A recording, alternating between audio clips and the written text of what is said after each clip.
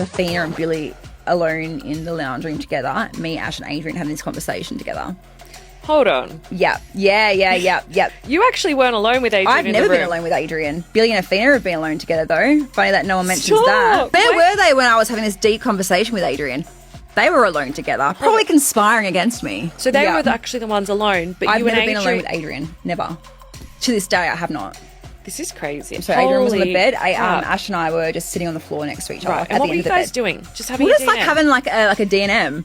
Like you do, like every single Australian has done once in their life at the smokers area of a pub. You share your life story with a stranger. Yeah. This is the thing that people have brushed over. Apparently in the edit, when he goes, I've been blindsided. I didn't know that. Apparently I was like, yes, you did, because he did, because he's lying. But you think about how contrived and performative his response is. That is not what it looks like when someone is being honest.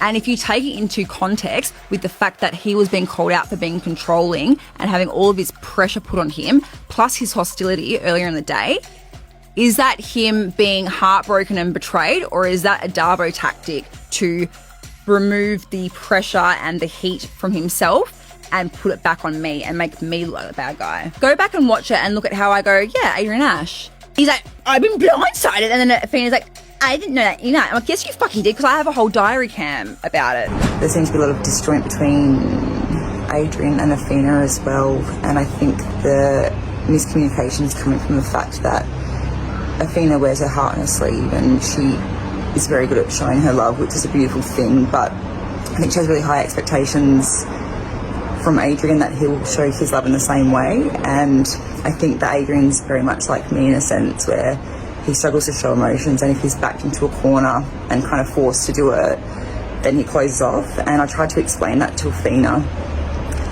but she just didn't really seem to like it. And you know, she basically said that if Adrian's that good, then why don't you have him? And I pretty much said, I want you to have Adrian because you guys are good together, but you're just not seeing that. And it's not nice to speak about your husband like he's a thing to be disposed of. So, yeah, I was coming from a really good place, but kind of ended the night on a sour note. They had all of our diary cams and they knew Billy and Athena were lying, and they still used it. And in the following episode at the intruder wedding, Athena actually contradicts herself and she goes, I knew Sierah opened up to you, but I didn't know you opened up to her. So it's like, that's not what you said the day before. If you saw the full context of what happened at the second commitment ceremony, you would have seen that as Darbo, but you didn't. You just saw me being some skank that was running around having these deep conversations with Adrian behind his back. When it was in our apartment, he was there, he knew, so did Athena, and they lied. And they were alone together, not me and Adrian.